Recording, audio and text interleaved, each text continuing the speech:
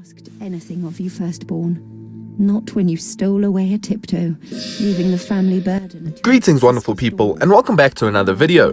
Right off the bat, I just want to tell you that I have not played an RTS game as satisfying as Anno 1800 in years. Set in the 1800s, Anno 1800 is the 17th game in the series, and it has been growing from strength to strength every release. And the vultures are already circling.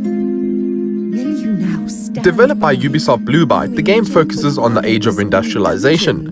Ubisoft held a small preview program which I was a bit skeptical at first about, but I am so thrilled to have spent time with the exceptional game. What? Still here? The preview contained one campaign act out of the 4 which will be released with the main game, and it lasted about 3 hours. Even then, the act was cut short after I progressed past a specific point. Act 1 follows the story of a custom character that seems to have left the New World, and after receiving a letter from their sister that explains your father has been accused of treason and imprisoned, you then return back to the city. They get exiled and decide to start an empire of their own after what seems to be some sort of political betrayal that takes place in their family, and their uncle takes control of everything. I'm sure the story will develop in the main game, but the short and sweet of it explained enough of it to me to give context of what I was doing and why. The main idea behind the game now was for me to build an empire to rival my uncle's, and so began my journey. I began on an island with nothing and started my dream city by placing down some farms. I then built some storage buildings to keep my stock fresh and slowly expanded by creating lanes and lanes of farmhouses. Right from the start, the building mechanics were satisfying. Choosing a building and placing it down costs a specific amount of resources, of which you gather by building the right type of factory. Everything, until around the end of the campaign demo, needed wood, so I made sure to stock up on lumberjack huts and sawmills. The mechanics of the game are simple enough to make things easy to grasp. At the start, you have access to farming categories. This includes dirt roads, farmers' houses, wood factories, fisheries, wheat fields, and anything that is basic enough to belong on a farm. Anything you build under the Farmers tab requires a farmer workforce to keep running. The more farmers' houses you have, the higher number of farmers you have to help produce anything you build. If you build too much and you don't have enough people to work, then your production rate for everything will either slow down or come to a complete standstill. In a nutshell, managing your population and the output of your resources is the foundation of the game. Later on in the campaign, I unlocked more farmer factories such as the cotton factory and a schnapps one. These then required more people to work on and forced me to expand my city even more. The higher the population, the more you unlock, which is a steady and effective progression system that always kept me going and finding new ways to bring in more farmers. You see, building a farmer's house does not just create new farmers. You need to create an attractive city with a marketplace, pub, church, etc. These necessities create an attractive city so more people will move there. It is a slow start, but the more you grow and open work opportunities, the more people will arrive.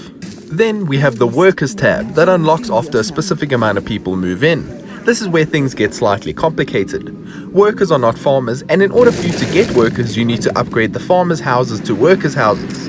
This not only increases the number of people that can live in that house, but also takes away farmers and makes them workers. Workers, well, they work on things that you build under the Workers tab. This includes more industrial things like soap, steel, sausages and more. Once you have reached your cap with farmers, then expanding into a workers city needs close attention to the population. I expanded way too fast and turned too many people into workers that I had no one working on the farms. This greatly affected my production chain, and I had to reload to a point where I was managing both. Basically, I had my city with a mixture of farmhouses and workers' houses. At the outskirts, I then created farms and a steady production chain for everything I needed to get done.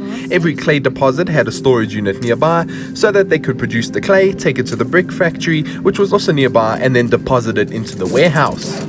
It was tough managing a steady and fast production pipeline for everything, and the more you get into the game, the harder things get. Iron needs a furnace and steelworks, and the workforce needed is pretty high too, so you need to be able to cater for this before taking the dive and building these factories. If you expand too far, things can really become dire. I was bankrupt at one stage after building iron factories and not realizing I had no one to work in them. Keeping your people happy is the most important part of the city. I had people burning down houses at one stage due to an unhappy workplace, while at another time I had festivals taking place because they were so happy. They can either make or break your experience, so juggling everything is key. All these features make the experience what it is, simply exceptional. There's so much to micromanage that you get carried away trying to build the best city that functions as well as possible.